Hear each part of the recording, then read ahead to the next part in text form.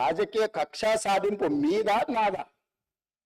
నా బిడ్డ లగ్గానికి పోకుంటే నన్ను అడ్డుకున్నా ఎవరికైనా అధ్యక్ష, మన పిల్లల కంటే మనకేముంటుంది అధ్యక్ష ఈ భూమి మీద? నా బిడ్డ లగ్గానికి లగ్గపత్రిక రాసుకోవడానికి కూడా అడ్డుకుంటే కూడా నేను మిమ్మల్ని ఏమనలే.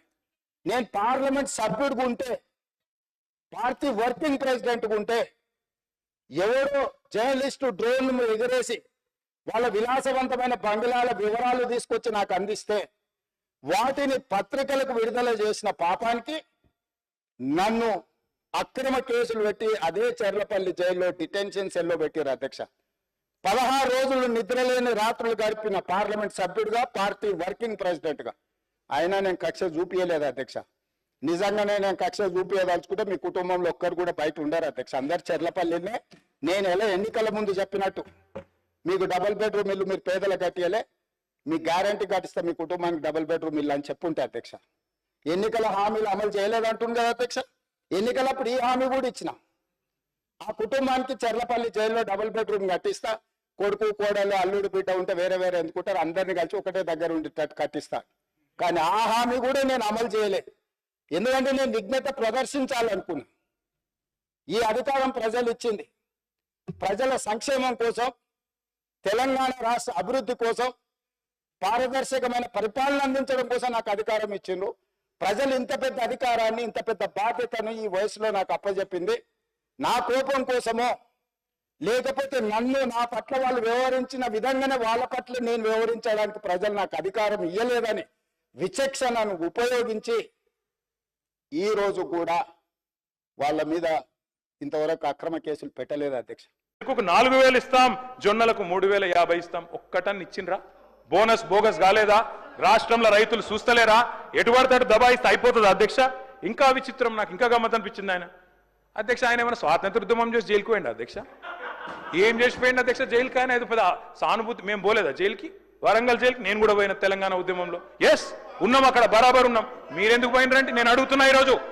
ఎస్ మీ ఇంటికి ఇవ్వాలని జూబ్లీ హిల్స్ ప్యాలెస్ మీదకి ప్రైవేట్ డ్రోన్ పంపితే ఊకుంటావా? అక్కడ నీ బిడ్డనో నీ వైఫో ఉంటే వాళ్ళని ఇష్టం ఉన్నట్టు ఫోటోలు తీస్తే ఊకుంటావా? ఎవరి ఇళ్లలో పడితే వాళ్ళ ఇళ్ళ దొరబడతా, నా ఇష్టం ఉన్నట్టు చేస్తా, అరాచకం చేస్తా అంటే ఊకుంటారా అధ్యక్ష?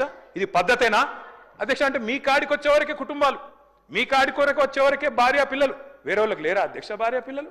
మీరు ఆనాడు ఇష్టం ఉన్నట్టు మాట్లాడినప్పుడు, లేని రంకులు అంటగట్టినప్పుడు, ఇష్టం ఉన్న సంబంధాలు మాట్లాడినప్పుడు ఆ రోజు లేవా నీతులు? చివరికి మా ఇంట్లో పిల్లల్ని కూడా తిట్టింది మీరు కాదా? ఆనాడు మా ఇంట్లో చిన్న చిన్న పిల్లల్ని పట్టుకొని, మైనర్ పిల్లల్ని పట్టుకొని బూతులు మాట్లాడింది మీరు కాదా? మీరేదో పెద్ద సానుభూతి కోసం మాట్లాడితే ఏం పని చేసిపోయినా మీరు జైలు. అయినా నేను అడుగుతున్నా ముఖ్యమంత్రి గారు, నేను అడుగుతున్నా అధ్యక్ష, జైలుకి ఎవరు పంపుతారు అధ్యక్ష? ప్రభుత్వాలు పంపుతాయా? కోర్టులు పంపుతాయి. కోర్టులో మీరు ఛాలెంజ్ చేసినారు, నన్ను రిమాండ్కి పంపొద్దు అని మీ లాయర్లు అడిగినారు. కోర్టు కాదు మీరు జైలుకే పోవాలని చెప్పింది. మేమేం చేస్తాం దానికి? రిమాండ్కు పంపేది మేం కాదు సార్, మీరు కాదు. ముఖ్యమంత్రి గారు హుంకరిస్తున్నారు.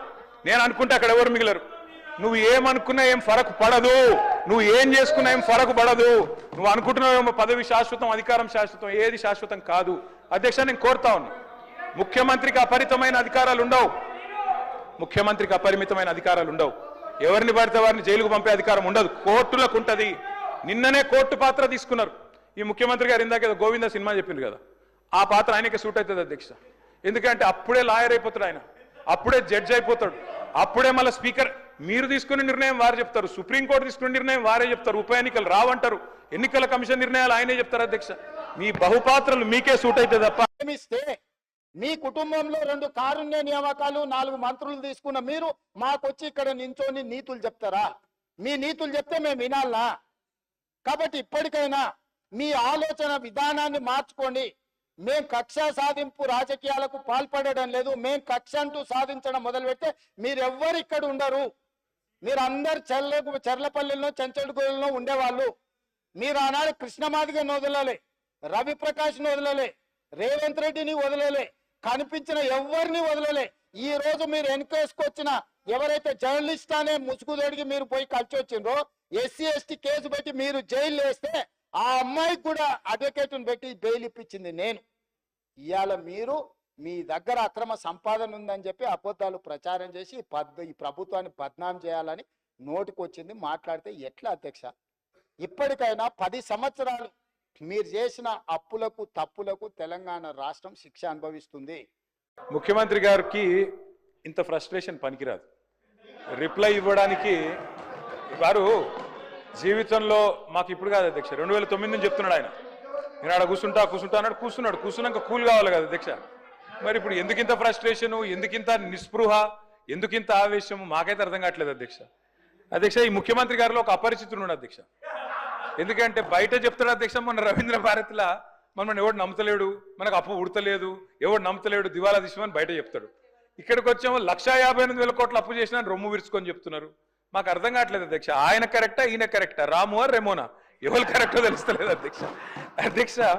ముఖ్యమంత్రి గారు చెప్తున్నారు, నేను 18 గంటలు పనిచేస్తున్నా, నేను బ్రహ్మాండంగా పనిచేస్తున్నా, ఒక్కరోజు సెలవు పెట్టలే, నేను 40 సార్లు కాకపోతే 400 సార్లు పోతా ఢిల్లీ. పో అధ్యక్ష, నిన్నెవరు వద్దన్నారు, బ్రహ్మాండంగా తిరుగు అధ్యక్ష. పెట్టుబడులు వస్తున్నాయి దావోస్లో, ఒకటి మించి ఒకటి, 1,78,000 కోట్లు, 40,000 కోట్లు తన్నుకొని వస్తున్నాయి. సంక్షేమం అద్భుతం, అన్ని అయిపోయినాయి 5 గ్యారంటీలు. మరి ఎందుకు అధ్యక్ష ముఖ్యమంత్రి గారు 71,000 కోట్ల ఘాటా పడ్డది, ఖతమైపోయింది, మా 71,000 కోట్ల అంచనాలు తగ్గిందని గన్పూర్లో చెప్పిండు, స్టేషన్ గన్పూర్లో.